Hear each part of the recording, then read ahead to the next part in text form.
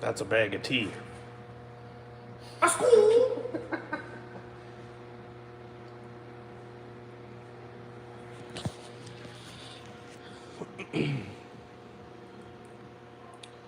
Yeah, there's another guy in here called Trevor. I'm the real Trevor, actually. Hello, Gernardo. Gerando? I think that's what you say his name. Alan. Shane. FG4. A guy. Buckeye Bandit. That's a badass name. Gary Minter. This guy donated $20. What the fuck? You guys are nuts. Hey, who here coyote hunts? I got some coyotes out in the back 40 there that I got taken care of. Oh, my hair. What's up, horrendous. Dog Tag? He asks when the single cams are coming up. They're coming. This just makes me look 10 years older. Your hat's so... I know, I love my hat. You might have put it on backwards, you dickhead. Oh no, you had it all right. Rob Ert, thank you so much for the $20 donation. That's very much appreciated, sir. What are we working on tonight? I'm just gonna tell you guys that this happens once in a while when I come out to the shop. Actually, more than once in a while, more like 9 times out of 10 I come to the shop. And I second guess myself. And I'm like, should I really be building this car? Hey, it's Christine. Hi. Hey, boo. She says it's her hat. So I'm building the EG hatch, and that's the car that the single cam's going in. There's another single cam right there. And then Trevor has been working on his car as well. We're gonna show you guys that in a minute. But the EG hatch is, it's an EG hatch, you know, they're not that easy to find anymore. And this one I bought as like a virgin, you could call it. And I bought it from like an old lady, and it was completely stock and not really screwed with, you know, nobody really touched this car. So I figured it would be a good candidate to do a build on, whether it was a K, a B, a D, a Q, a Z, whatever. And the more I've been digging into this car, the more I fucking hate it. Let's just take an example here, guys. Let's look at this. That's a good way to start it off. Obviously, new brakes, that's not a big deal. The subframe, pretty rusty, not gonna lie, but I do have a good one. I have another subframe that's a clean one, so I can swap the subframe, that's no big deal. I have control arms for it, I have Jack Spania strut forks, I have new coilovers, I have everything, and I was gonna go through this whole car.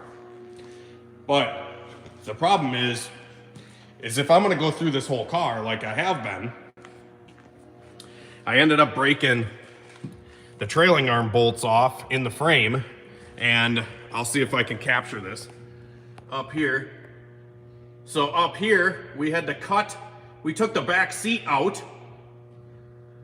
So we took the back seat out of the car because we had to cut the sheet metal under the back seat in order to get at the top of the trailing arm bushings. Trevor, do you still know where that bushing is, or the nut that we got out? Over by the vise. Oh, it's in the vise still? It's in the vise. So anyways, what we ended up doing is I cut the bolts because they literally were frozen, screwed.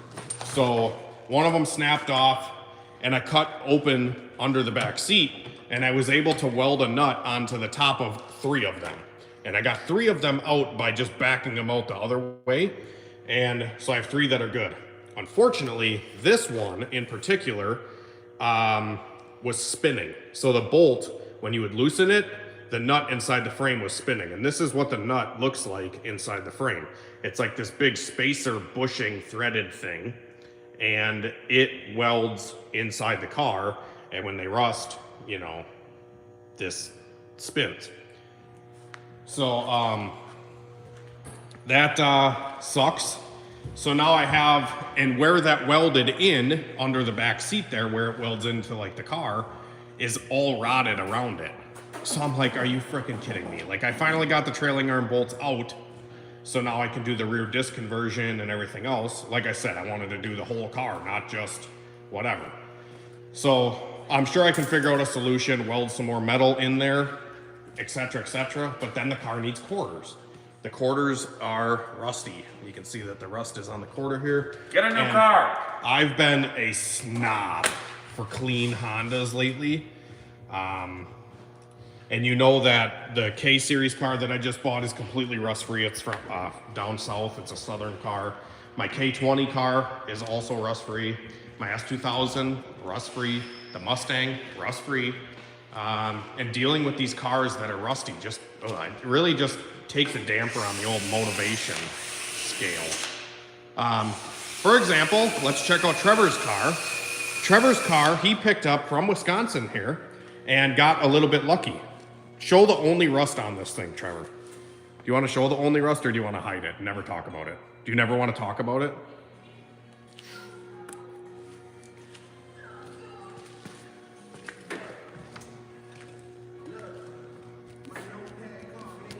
Oh, you hear it crack? Okay, yeah, don't push too hard. Don't push too hard. So I guess there's rust somewhere in here. Underneath this window seal, Yeah. there was never a window seal here. So I'm assuming crap just got in there and then they had like a half-assed window sealed and they like, I don't know, looked like caulk. Basically. And then, so then when I got the car, I ended up stripping that all out, masked a bunch of stuff, and then I think I was leaning over and I heard something crack. And then, so I ended up taking stuff and I basically filled the inside of, underneath here, or inside the car, there's a little hole that you can fill stuff in, to kind of strengthen it up so it doesn't flex. Yeah. But it's not, I don't know, I think we can get it. Yeah, I got maybe cut her off at 130 mile an hour. Worst case scenario, window explodes. Hey, do you guys? I don't know if anybody in here remembers the video of Mustang. Yeah. I don't even know if I filmed that. I probably did. There was a clip of it, I thought. Okay, or well, that might have been your tail. I ended up eating the windshield on my Mustang. We put a Menards, what was it, a plexiglass? It was super thin, like super thin, like probably 3/16 or smaller plexiglass, and we just like riveted it to the car because I didn't have a windshield after I put the roll cage in, and the windshield would bow in the center from doing 150 in the quarter. And one pass that I made, the windshield actually exploded in my face, and I'm lucky I didn't die, because I had my shield up on my helmet, and the windshield fucking exploded, and it was bad. It was dumb. I don't know. I think this glass, I think she's rated for about 130. You think so? Yeah, she'll be all right. I don't know. Worst case scenario, I cut it out and welded new stuff in at one point in my life. But after the windshield exploded, we put bracing on the glass for the second revision of the Hunter tuned windshield. But anyways, Trevor's car, really clean. He just needs to get his ass in gear and paint the thing. It's very rust-free, like I said, and he's debating on either doing a wrap or painting it eventually. But he's getting a little bit impatient and wants to get it running, so he went through and he's just doing a little bit of engine bay work right now, and kind of doing some wire tucking and getting the engine bay kind of cleaned up a little bit, because you guys know, when you build a Civic, there's like three things that are mandatory. You got to do a wire tuck, you got to paint the engine bay, and then you got to, chassis components. Yeah, just go through it a little bit. And doing the wire tuck, especially with a single cam, this thing's going to look like the motor's just sitting there floating, which is going to be pretty sweet. That's one cool thing about a single cam, is it's really easy to make the bay look good because it's such a small motor. So yeah, Trevor's doing a Viterra build, and I'm going to do the PG6 high compression build, whatever. But yeah, so that's the plan for Trevor's car. He's kind of working on doing the valve cover again, because he painted it like a couple months ago and didn't like the color, so now he's redoing it. And he's going to go with that badass purple right there. So that'll be kind of cool. And then, just little things like that. He's wanting to buy an eBay engine harness. What do you guys think of an eBay engine harness? Young Static, he's been saying that they're pretty good. There's a couple other guys out there that say that they've ran them with really good success. What I used to do back in the day is you just take the stock harness, you take all the looming off of it, and you kind of just either re-loom it or put some. I've honestly just ran electrical tape fucking harnesses in the past. You know, just kind of re-loom it so you get rid of the old crusty 1990s Honda wiring loom. You know, tuck it a little bit, maybe extend some stuff, etc., etc. But yeah, just think about trying out one of them eBay harnesses, and honestly, for $70, even if the fucking shit's pinned wrong, who cares? We can figure that out, you know. Just repin it to a different spot if it's bad. Wire's wire, you know. Especially low voltage stuff like this that just runs an engine harness. I don't know. Maybe people will say I'm nuts. There's probably plenty of people out there that do a better job and say they're garbage, but all of us, we build these cars. Arm just went off. Sorry. We build these cars on a budget because once you start running more than just a budget build, they become less fun and you don't drive them like me. Right, Trevor? What? I'm reading comments. No, Trevor's reading the comments. I'm not reading any of them. I'm just babbling. I just feel like, you know, once you get into spending a lot of money, you still sometimes have issues on parts. That's why HunterTune.com, we try to offer the best budget parts available. And yeah, like I said, sometimes you spend good money on stuff and it doesn't work out. Sometimes you cheap out and it doesn't work. But sometimes you cheap out on shit and it ends up working. And then you can brag to all your friends that say, hey, I spent barely any money and my shit still works. You know? So that's exciting. That's always like the whole theme of a Honda Civic, I feel like, is you got to be the underdog. So you're the guy that spent $5 on your engine harness instead of $5,000, and then when your $5 engine harness still works and you smoke the guy that spent $5,000, there's no better feeling, let me tell you.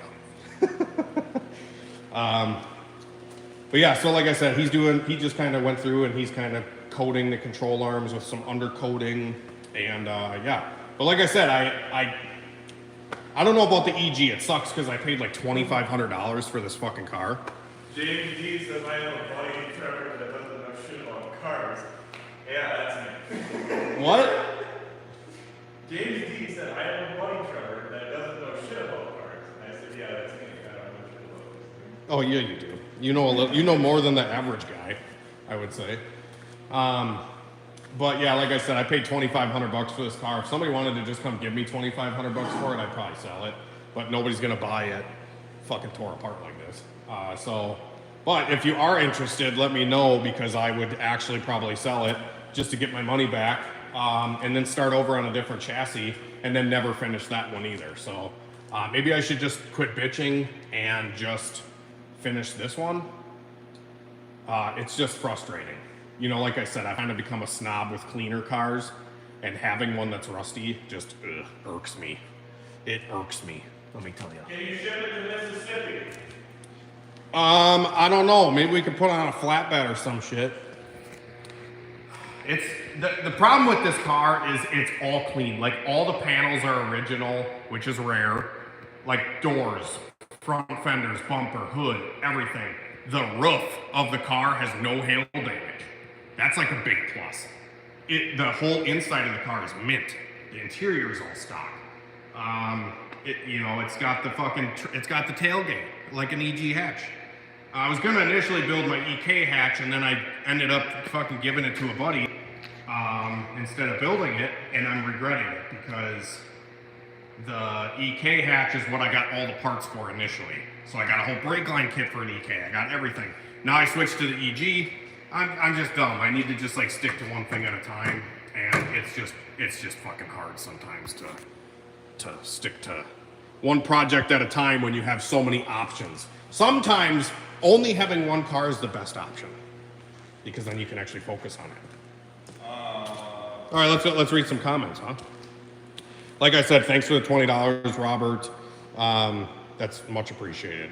SB Performance says, Hunter, should I buy one of your 44mm wastegates? Yes. Yeah, why not? Why wouldn't you buy one of the Hunter 2 44 gates? You should. Are the B-Series manifold seals on the site? Yeah, the lower grommet seals are on the website. Yeah, they're on there.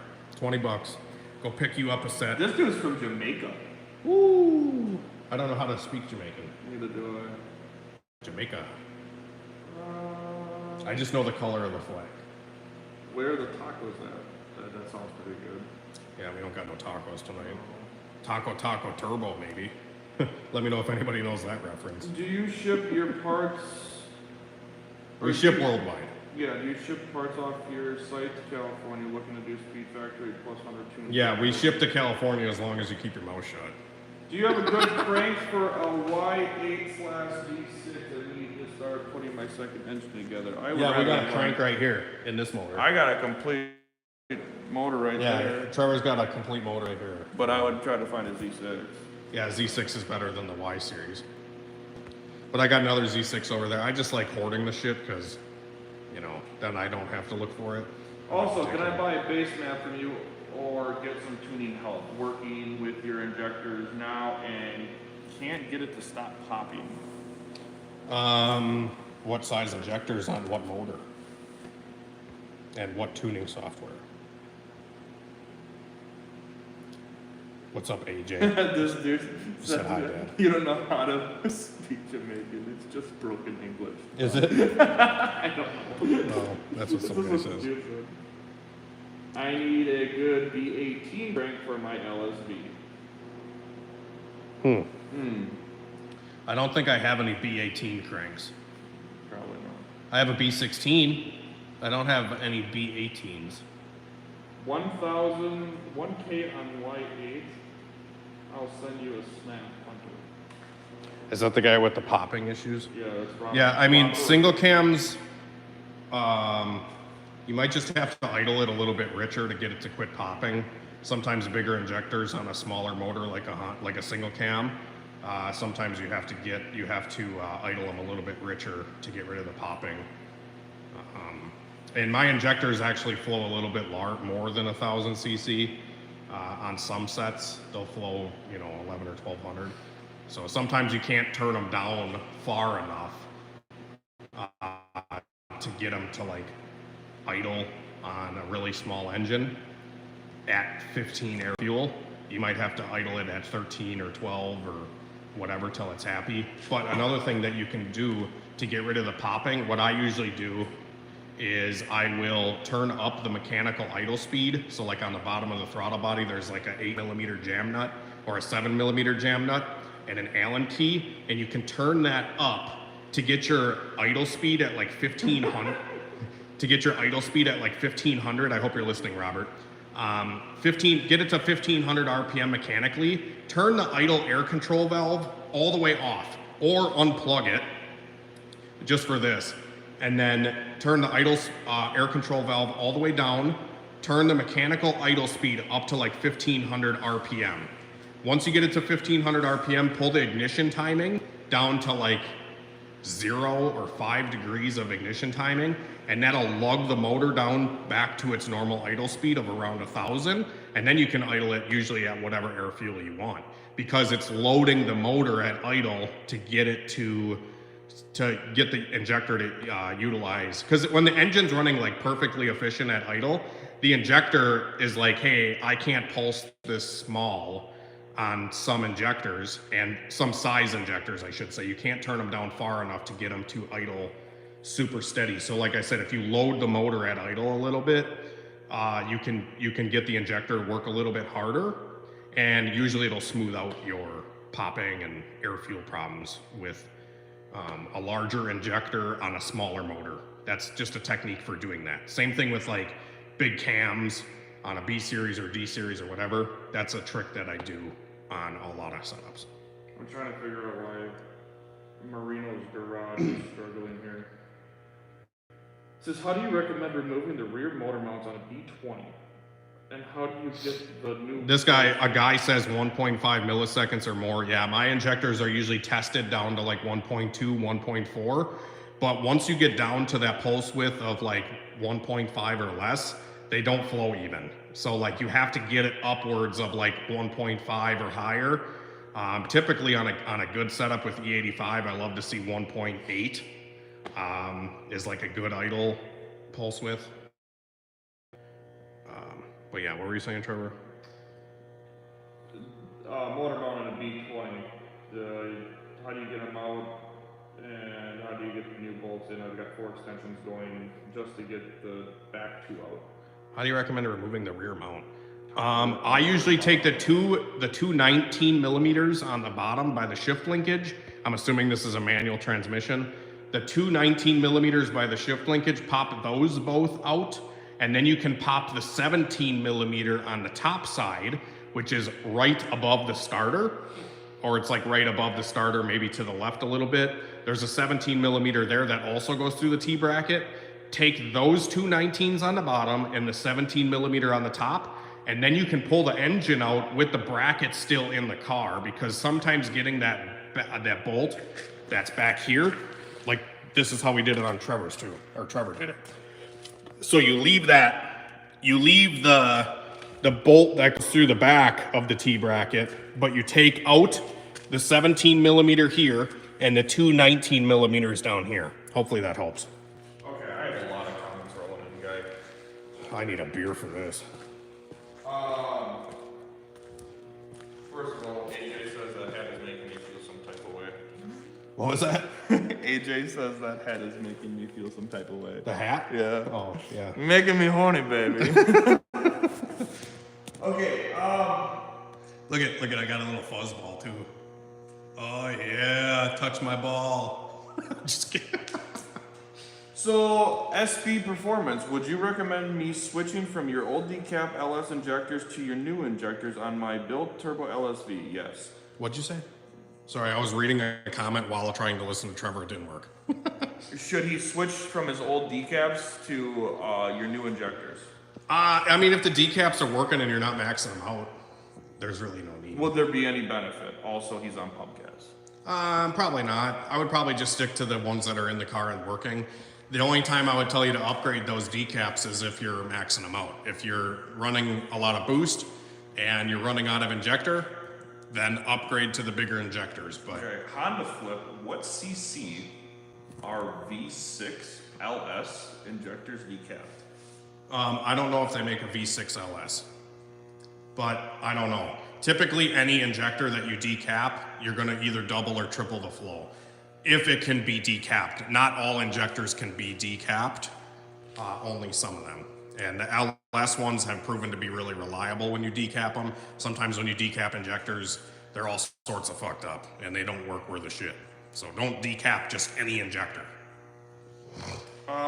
This one will be fun. James D, are Precision 1000cc injectors good for an LSV B18 stock 4 boosted at 15 pounds? No, Hunter tuned 1500s are a better option. Well, the reason the Hunter tuned ones are probably a better option is because those Precision 1000s are really old school and they're probably set up for a DSM. So they're low impedance injectors, so which means you'll have to wire a resistor box into the car to get those Precisions to work. And I've had a lot of issues with like the RC, pretty much any like fat style injector that's above 750cc run like shit.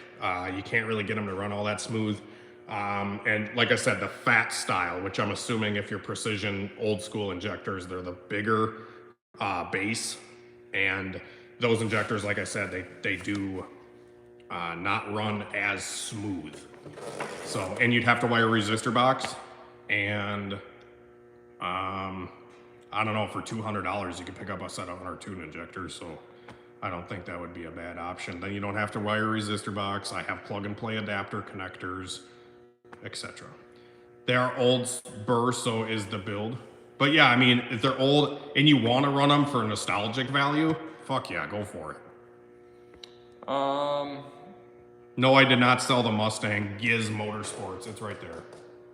Hunter Dorsey. I probably would sell it for the right price, but nobody wants to fucking buy it. Sorry. This one's making me question. Okay, so I have a D15B, so D15, with a GT 2860. Ooh, nice. Okay, making 17 pounds. 172 horsepower. 100 what? 72. That's it?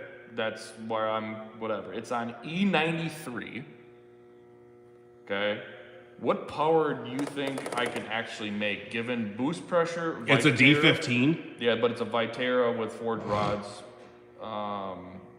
So it's a low compression build, D15 on ethanol.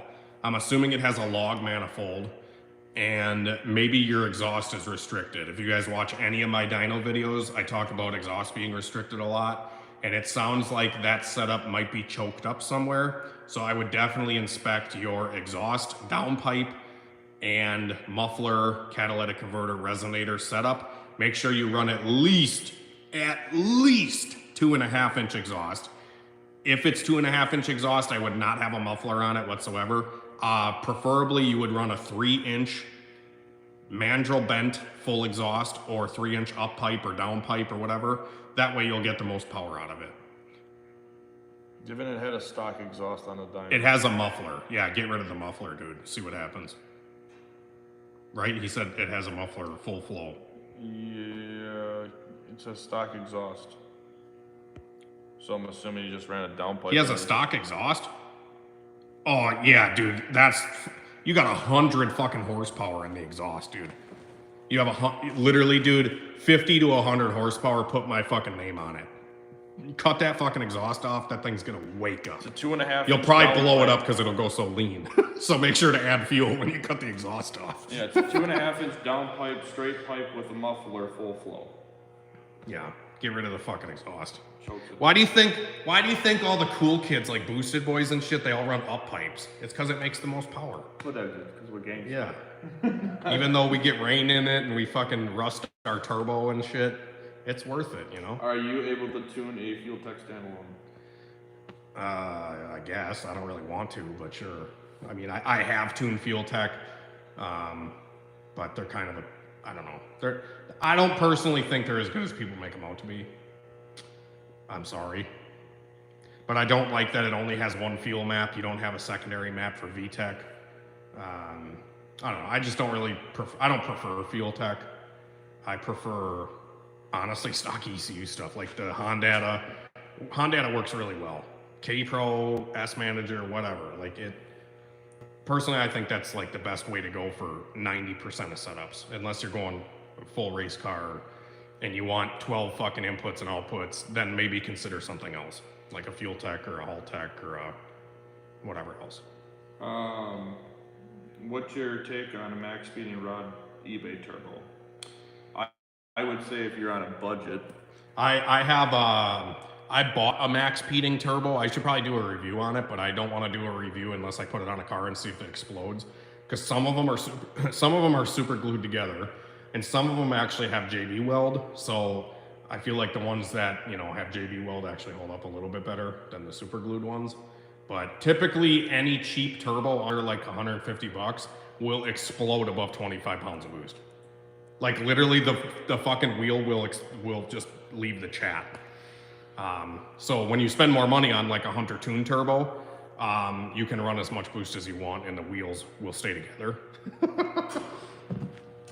But that's my experience with the cheaper stuff. I don't know if it's come any better, but yeah. So the main reason why to go with the Fuel Tech is because the CRX has a dual carb, so no fuel ignition harness at all. It's a 2G CRX, but Yes. it was just imported. Wow, that sounds like a really old school setup. The Snake emulator is pretty good. I was actually supposed to send the guy that's making those a set of injectors, which I'm still planning on doing. I have a Snake, and it works. I think I made a video talking about it, but I just don't like HTS, and that's what you pretty much have to use with the Snake. So if the software was a little bit better, I would probably consider running it more than I do. But HTS is just a little bit problematic sometimes. How much boost can And sorry. Everybody gives me shit for burning chips. I'll take a chip out of a car, I'll put it in the chip burner, I'll make a change, and then I go put the chip back in the car, and everybody's like, I can't believe you're not using a fucking emulator. And I'm like, okay, I would use the emulator if my ostriches still worked, but they don't. The batteries are dead and they're fucking gone. I used to use an emulator with Chrome, but when I use the emulator with HTS, or a lot of these like free softwares, when I burn the chip, the car will run different. So like, I don't prefer, because the car's not getting sent out of my shop with an emulator in it, it's getting sent out of the shop with a chip. So I test the car with a chip, not the emulator. So sometimes, and I've just done this from experience, when I tune the car on an emulator, and then the guy comes to pick the car up and I burn the chip, put it in the car, and he leaves, and they might say, hey, the air fuel's off, or something's weird, or it has a weird rev limiter, or something like that, because the file didn't match the chip, blah, blah, blah. Sometimes when you burn the chip, it fucks stuff up, so you have to, that's why I just like tuning with the chip, because that's what the car is gonna run on entirely, so why not use the chip? You know, that's just what I'm saying. It's old school stuff, it's what you gotta do sometimes to make sure it's good for the customer. Wait, you aren't a fan of HTS anymore? I mean, who said that? Somebody said I'm not a fan of HTS? Yeah, you said you didn't really like it. I mean, I don't. I blew up a fucking D15 on it because the timing was all fucked up, and like Which is a common issue. Yeah, and like HTS, like I know there's probably plenty of fixes by now, and it's not that I hate the software. You can't bitch because it's free. Like, it's great for free. Boost by Gear, it has badass ignition cut, rev limiter, blah, blah, blah. But it just has weird bugs, like a larger like the injector scaling's a little weird, and it's just sometimes a headache, where Chrome sometimes is easier, but I prefer just tuning on Honda, honestly. How much can Honda Flip get a 4849 for? I think they're on my website for $650. I got one here. I'll ship it to you for $550.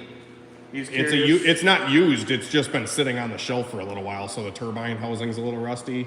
But I'll sell you that one for a little cheaper if you He want. was curious on which budget turbo you would recommend, and how much are your Hunter tuned turbos for like a 300 horsepower goal? Yeah, that's the problem. Is most all of my turbos are good for like at least 400 horsepower, so they're going to be oversized for that 300 horsepower goal. That GT 2860 is like a really good option for a setup around 300 horsepower. So I can't even knock that. I would probably just do the same thing. I'd probably run that 2860. You can run the 4849, and it's probably going to spool 500 RPM later than the 2860, but it probably would be a little bit more reliable. And yeah. Yeah, and like I said, the injector stuff with HTS too, like it'll, like when you fire up an HTS car for the first like 15 seconds, it just runs really rich. And no matter what I do in the software, I can't really get it to run smooth with a larger injector on a cold start. It'll always run rich no matter what I do. And then the coolant temp corrections are backwards. So when you add fuel, it actually takes away, and when you take away fuel, it adds it on some of the stuff. So some of the tables don't even work, which is fine. Like I said, guys, it's free. You can't bitch. Sometimes you just got to deal with some of the little issues that it has. And it's not I'm not knocking HTS whatsoever. It's just something you have to deal with sometimes when it's a free software. Chrome isn't perfect either.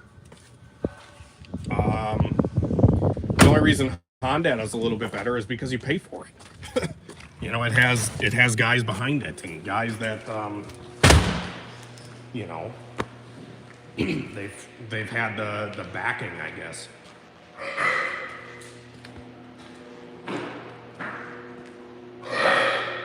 Dude, the standalone ECUs, if you guys know Will Brawley down in North Carolina, I think, he's trying to do max ECUs, but I don't know, he's gotten really busy with life and stuff, so it's kind of been put on the back burner, I think.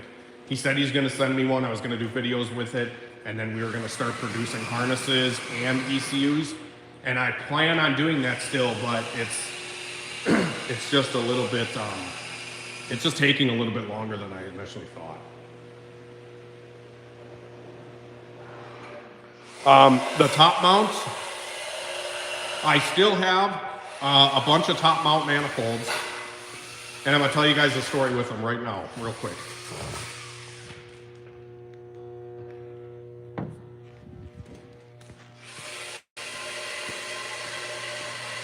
So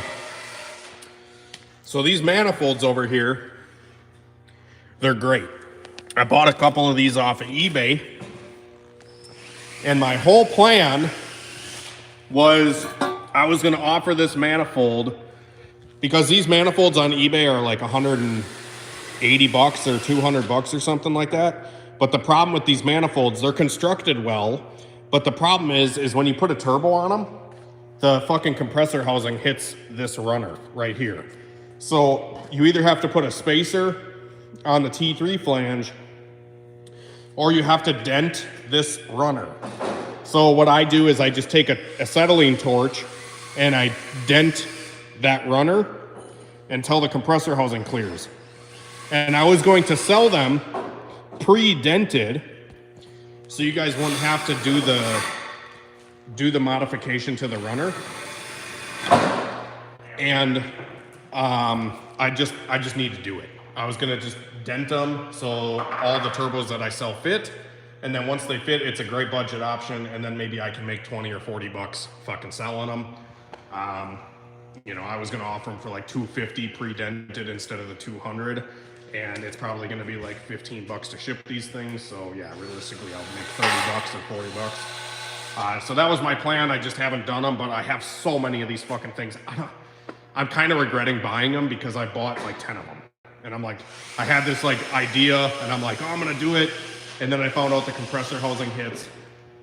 And I'm like, shit, I can't sell them because the compressor housing fits, or because the compressor housing hits. But if I dent them, you know, maybe they'll be ready to go. This guy says his 3076 clears. Yeah, I think depending on the turbo, it would clear. But yeah, like I said, they're constructed really well. I was just I bought a bunch of them because I was like, oh, I can make a couple bucks, or I can build turbo kits out of these things, or whatever.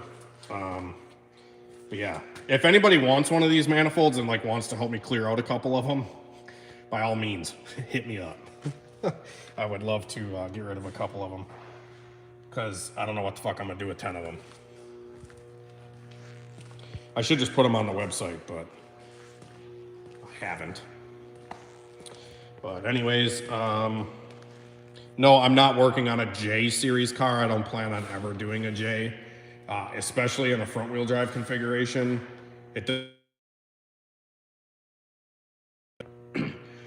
I don't plan on building a J series. Trevor, does a J series interest you? No. Why not? They're big, they're heavy. Mm-hmm. They make torque. Yeah, they sound cool. There was one that we had, a guy at the track had a Del Sol with a J in it. Mm-hmm. All motor. Yeah. Pretty quick, but Right. that just seems like a lot of fucking dicking around. You can't fit a hood. I can make a car faster without that much. Yeah, and there's like, you have to go standalone ECU with them. Right. You can't do a factory computer. They're like a Honda. expensive if you wanted to go like manual and stuff. Yeah, you got to find a manual that bolts to the J. I think the Type S, like they're just, everything's so scarce. Yeah, I just don't think it's worth it personally. This is biased, obviously. This is my opinion. I'm not trying to stray you away from doing a J swap, but I think they look fucking hideous in the engine bay. Like, it looks like a minivan motor. You know what I mean? Like, it has no soul. It is, basically. Yeah, it's a minivan engine, and granted, I think I would probably rather just have a Honda Odyssey.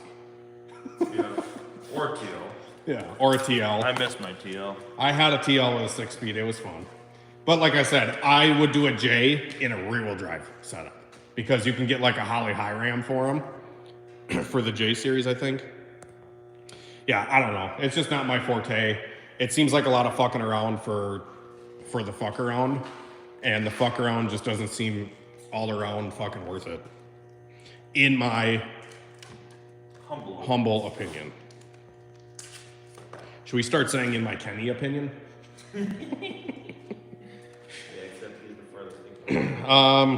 Yeah, keep talking while I'm talking shit over here. Can you remote tune? Yeah, but I don't really have a whole lot of time to do that stuff anymore. Do I prefer a B or a K? Probably a K. No. I prefer a K if you're literally just swapping it in and you want to make like 600 fucking horsepower and not touch it. Fuck yeah, K series all day. They make way more torque. They can spin a bigger turbo. They sound better. They sound really cool. No, they don't. Yeah, they do. A B series is cool, but typically you got to build them to take 500 horsepower or 600 horsepower. And the parts, I think, okay, I'll put it this way. I prefer a B series. I do. I love B series. But nowadays, a K series is the same fucking price. A K series used to be more expensive. That's why it wasn't worth it. But now that the K is about the same as the B series, if you can even find a B series, yeah. I think I'd go K. If a guy had $5,000 or something to spend on a swap, I'd probably just tell him to do a K. But that's just me. And all B series are clapped out. Exactly, dude. Fucking B series is more expensive. And you guys got to think of the metallurgy, right? A B series block, it's 25 or 30 years old. And over time, the blocks deteriorate, dude. The fucking, like, just the metallurgy of the block is just, it's just gone. The problem is when I priced it out with my car, B to K. You priced out B to K when you were going to do it? But I was going turbo B, right? Yeah. So that's rods, pistons,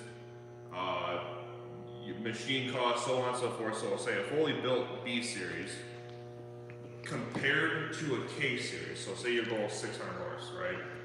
Yeah. K series stock is going to take it. Mm-hmm. But by the time you spend the money on a $1,000 ECU, $1,000 trans, $1,000 motor, Yeah. plus everything else, you know, if you went with the EK subframe, the motor mount, so on and so forth, the B series was like $600 less than doing K. So it even But that K swapped car is going to be worth double what Right, that B that's series the car problem, is. right. If you have a K swapped car, it's typically worth twice the amount of money than the B series is. because I don't know I see why. a bunch of B series. I sold my K swapped Integra for 15 grand. Right. If I had that same car with a B series in it, probably would have only gotten $7,500. I don't know. That's just how the cookie crumbles. How do you tell if an ECU's fried? Usually the check engine light stays solid. Yeah, B series is nostalgic, and I love the B series. You guys know my blue car that I got outside. That has like an all OG JDM GSR in it, and I'm really scared to even fuck with it. Oh, fuck yeah, dude. Nomis. I didn't know that was you. Yeah, anybody wanting to get their ECUs worked on, send them to Nomis Industries. You guys know we did a video talking about his ECUs, and he does great work at a very good rate.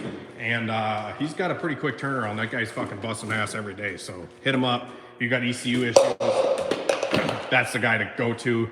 I send people to Nomis all the time. I'll get emails asking to do a chipped ECU, and I say, hell no, send them to Nomis. Just because I can't do as good of a job as he can.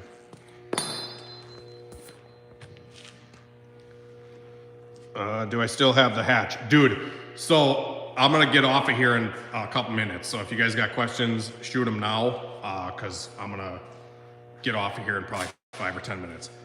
But cool thing is that car with the K-swap and the turbo that we did the Jack Spania intake on and stuff like that in a couple videos ago, that car's been sitting outside for the last, what do you think, a month and a half, 2 months, T-Bag? Probably. Yeah, it's been sitting outside. It has been 20 below zero. Not recently, but like a month ago, it was 20 below zero. The car had fucking 2 feet of snow on it. And I just went out there tonight and I hit the key and it fired right up. What the fuck, dude? All my other cars, the batteries were dead.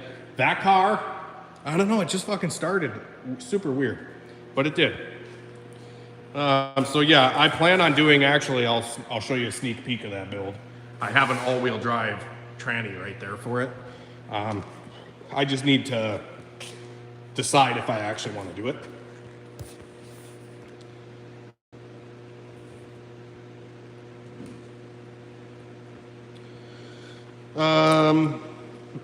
What if I don't have a check engine light? You need to put the bulb back in. It's a great fucking tool. Just put the bulb in. If you don't have a bulb, take the fucking seatbelt one or the oil pressure dummy light or any of the other bulbs in the cluster and put it in the check engine. Just put the bulb back in. Just do it. Just fucking do it.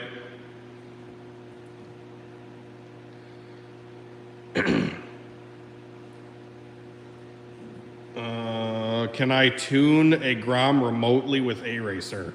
No, just turn on auto tune. The Grom A-Racer has auto tune. You turn on auto tune and you watch and you just build up the fuel map. You just throttle and you build it up. It's pretty easy. There is a CRV actually outside. And I've been trying to talk to my buddy about selling it to me because I was going to do another turbo CRV, but I don't know. Maybe he'll sell it to me, maybe he won't. You would look great in a Beamer with 700 horsepower. Yeah, I probably would. I almost bought a 135i not too long ago, but I didn't.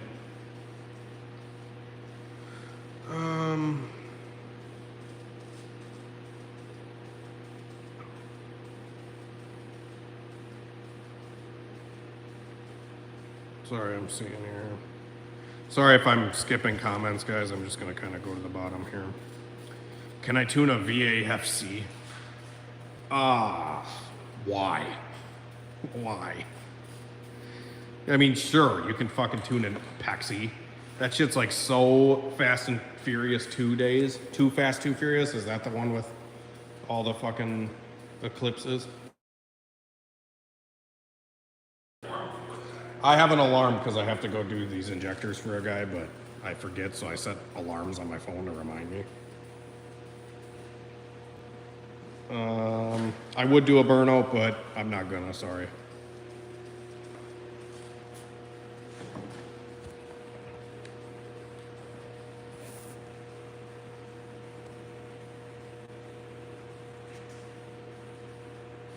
Yeah, we just talked about the K and the B series pricing, boosted sun. Yeah, the D16 is at the machine shop getting the pistons board, or the block board for the pistons.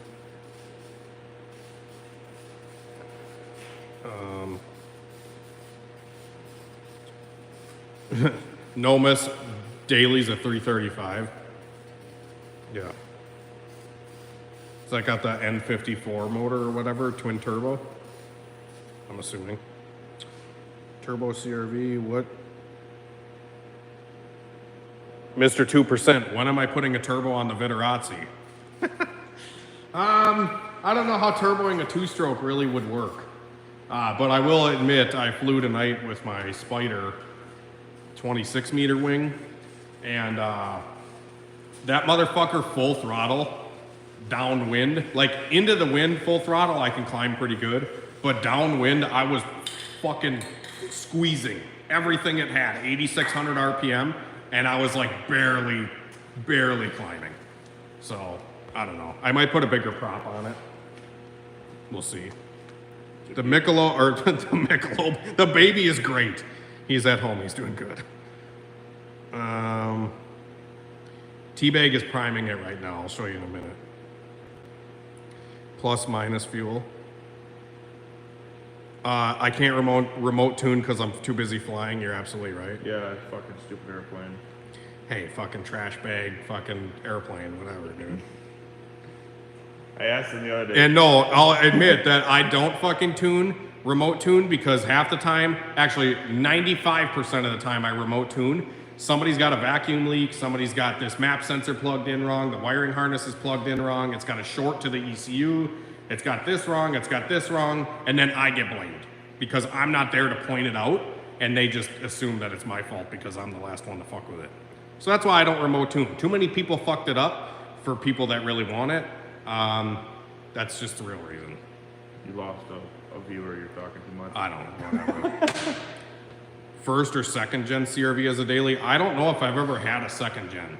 I've never even driven a second gen CRV. I've only driven. I mean, guys are Yeah, they have a lot of timing issues, I think, the chain and whatever, but that's because people don't change the oil. Yeah, that too. I don't know. But yeah, I've never had a second gen. I would like one just to see how it would be. I fuck with the first gen. Yeah, the first gens are pretty dope. Get that LS manual, slap a turbo on it. Best chassis for a K24, I don't know, whatever you like. You can make them the way you want them. I don't know. EGs are pretty good for pretty much everything. So you could just say an EG. CRX is just, everything in an EF chassis is so tight, it pisses me off. There's no room. Any new products coming out on the website, let me know what you want. I'll try to see if I can make it happen. Nomis says, I don't know how Hunter... Holy fuck, I'm getting a contact vape high. I never have any time to mess with my website. Yeah, neither do I. What's Nomis say? That's what Simon is Nomis. Oh, I don't know how to do that. You need to fly with that stripper hat. Yeah, I'd just be a little bit scared that this shit would get like sucked into the prop and then I'd fucking... That'd be funny to watch. No, it wouldn't. Glad I could catch the stream, say hi to the baby and the wife. No problem, will do. Were you scared the first time you flew that thing? Abso-fucking-lutely. I was terrified fucking shitless. No time to do shit. Me neither. Have a question. My passenger side is sitting a lot of negative camber. Do you have a camber kit? Just adjust the camber kit on the rear.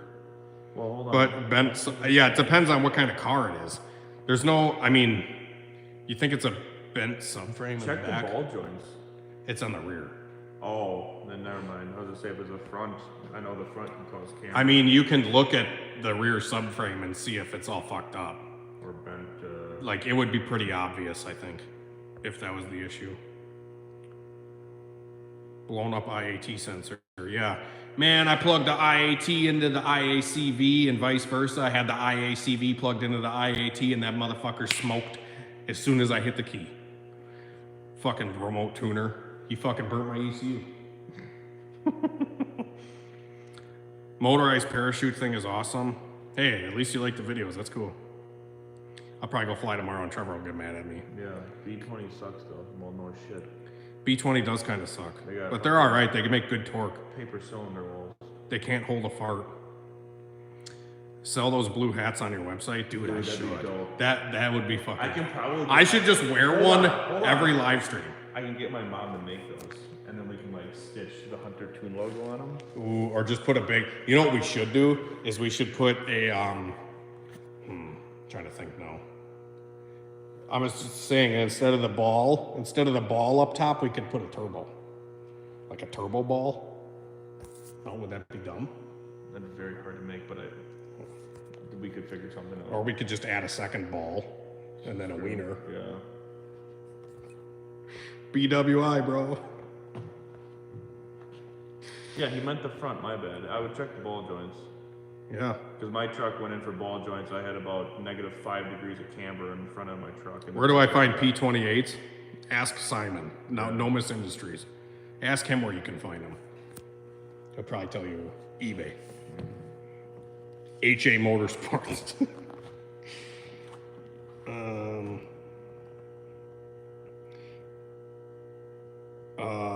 What's the best option? Just buy a new one, dude. There's plenty of places that sell new ECUs, or hit up Nomis. But anyways, thanks for watching, guys. We're gonna dip. Which VS Turbo would get my LSV deck to 5? Pretty much any of them. 3582. I'd probably go with a 5855 or the 6262.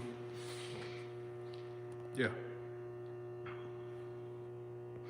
This guy says his ball joint on his Versa, let go at an intersection. Don't neglect that stuff. Trevor, were you with me that one time when my EG's ball joint broke? Oh, it might have been somebody No, else. but I bought that fucking Jeep. Oh yeah, yeah. I put him at the Jeep Liberty and it had a snap ball joint.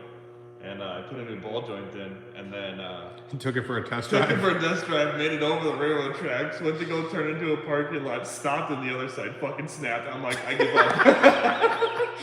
He called me telling me that. He said, "You better bring me a beer. I'm fucking upset." I could not stop laughing. He fixed one side ball joint and then the other one pops on the test drive.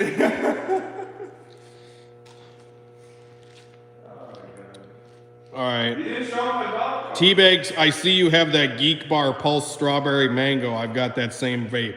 Oh no, dog, this one's Cherry Bomb. Oh, that one's Cherry Bomb? Yeah, Cherry Bomb. Cherry Bomb Bomb. Not sponsored. Cherry Bomb Bomb. What do I got? Probably some fucking douche canoe. Oh, you got that Fucking Raz. Raz, dude. These ones are pretty reliable. No, these are better. These are way better. Look at the display. Dude, look, it fucking matches the hat perfectly. Look at that. Literally, dude, I don't think I could color match any better. You guys want to see a funny story? Oh, that car's outside, son of a bitch. Does this look like Milano red to you guys? Because I thought... Well, good example of comparison. I thought Tractor Implement red would be pretty close enough. It turns out it's really not.